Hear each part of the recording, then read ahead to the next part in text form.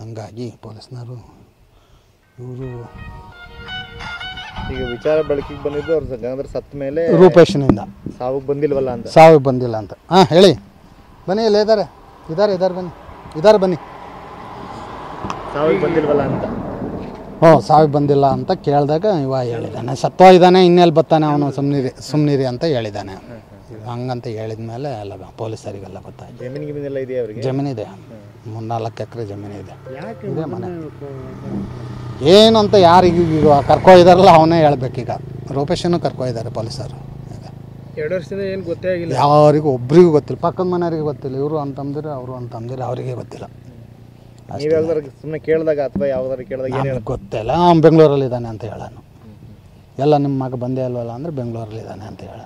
ಗಂಗಾಧರಂಗೆ ಪರವಾಗಿಲ್ಲ, ಚೆನ್ನಾಗೇ ಇದ್ದ. ಒಳ್ಳೆ ನಮಗೆಲ್ಲ ಕೆಲ್ಸಕ್ಕೆ ಕರೆದ್ರೆ ನಮಗೂ ಬರೋನು, ಮನೆ ಕೆಲಸ ಎಲ್ಲ ಮಾಡಿದ್ದಾನೆ, ನೀಟಾಗಿ ಮಾಡ್ಕೊಂಡಿರೋನು. ಅಂದರೆ ಯಾರಿಗೂ ಬಾಯ್ಬಿಟ್ಟಿಲ್ಲ ಅವ.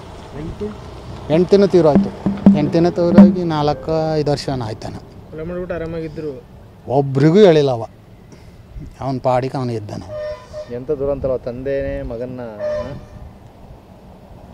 ತಾಯಿನೂ ತೀರೋದ್ರು, ಈಗ ಅಣ್ಣನೂ ತೀರೋದು, ಇವ ಒಬ್ಬನೇ ಇರೋದು ಈಗ. ಹಂಗಾಗಿ ಪೊಲೀಸ್ನವರು ಇವರು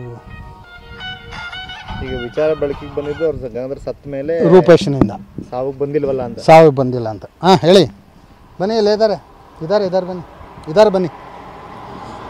ಸಾವಿಗೆ ಬಂದಿಲ್ವಲ್ಲ ಅಂತ. ಹ್ಞೂ, ಸಾವಿಗೆ ಬಂದಿಲ್ಲ ಅಂತ ಕೇಳಿದಾಗ ಇವ ಹೇಳಿದ್ದಾನೆ, ಸತ್ತೋಗಿದ್ದಾನೆ, ಇನ್ನೆಲ್ಲಿ ಬರ್ತಾನೆ ಅವನು, ಸುಮ್ಮನಿರಿ ಅಂತ ಹೇಳಿದ್ದಾನೆ. ಹಂಗಂತ ಹೇಳಿದ ಮೇಲೆ ಎಲ್ಲ ಪೊಲೀಸರಿಗೆಲ್ಲ ಗೊತ್ತಾಯ್ತು. ಜಮೀನಿಗೆಲ್ಲ ಇದೆಯಾ ಅವರಿಗೆ? ಜಮೀನಿದೆ, 3-4 ಎಕರೆ ಜಮೀನಿದೆ. ಇದೆ ಮನೆ. ಏನು ಅಂತ ಯಾರಿಗೆ ಈಗ ಕರ್ಕೊಯ್ದಾರಲ್ಲ ಅವನೇ ಹೇಳ್ಬೇಕೀಗ. ರೂಪೇಶನ್ನು ಕರ್ಕೊಯ್ದಾರೆ ಪೊಲೀಸರು. 2 ವರ್ಷದಿಂದ ಏನು ಗೊತ್ತೇ ಆಗಿಲ್ಲ ಯಾರಿಗೂ, ಒಬ್ರಿಗೂ ಗೊತ್ತಿಲ್ಲ, ಪಕ್ಕದ ಮನೆಯವರಿಗೆ ಗೊತ್ತಿಲ್ಲ. ಇವರು ಅಂತಂದಿರ ಅವರು ಅಂತಂದಿರ ಅವರಿಗೆ ಗೊತ್ತಿಲ್ಲ. ನೀವು ಯಾವ್ದಾರು ಸುಮ್ಮನೆ ಕೇಳಿದಾಗ ಅಥವಾ ಯಾವ್ದಾರು ಕೇಳಿದಾಗ ಏನು ಗೊತ್ತಿಲ್ಲ. ಅವ್ನು ಬೆಂಗಳೂರಲ್ಲಿದ್ದಾನೆ ಅಂತ ಹೇಳೋಣ. ಎಲ್ಲ ನಿಮ್ಮ ಮಗ ಬಂದೇ ಅಲ್ವಲ್ಲ ಅಂದರೆ ಬೆಂಗಳೂರಲ್ಲಿದ್ದಾನೆ ಅಂತ ಹೇಳೋಣ. ಗಂಗಾಧರಂಗೆ ಪರವಾಗಿಲ್ಲ, ಚೆನ್ನಾಗೇ ಇದ್ದ. ಒಳ್ಳೆ ನಮಗೆಲ್ಲ ಕೆಲ್ಸಕ್ಕೆ ಕರೆದ್ರೆ ನಮಗೂ ಬರೋನು, ಮನೆ ಕೆಲಸ ಎಲ್ಲ ಮಾಡಿದ್ದಾನೆ, ನೀಟಾಗಿ ಮಾಡ್ಕೊಂಡಿರೋನು. ಅಂದರೆ ಯಾರಿಗೂ ಬಾಯ್ಬಿಟ್ಟಿಲ್ಲ ಅವ. ಹೆಂಡ್ತಿನೂ ತೀರೋಯ್ತು. ಹೆಂಡ್ತಿನೂ ತೀರೋಗಿ 4-5 ವರ್ಷ ಆಯ್ತಾನೆ. ಆರಾಮಾಗಿದ್ದರು. ಒಬ್ರಿಗೂ ಹೇಳಿಲ್ಲ ಅವ. ಅವನ ಪಾಡಿಗೆ ಅವನು ಇದ್ದಾನೆ. ಎಂಥ ದುರಂತಲ್ಲ, ತಂದೆನೇ ಮಗನ್ನ.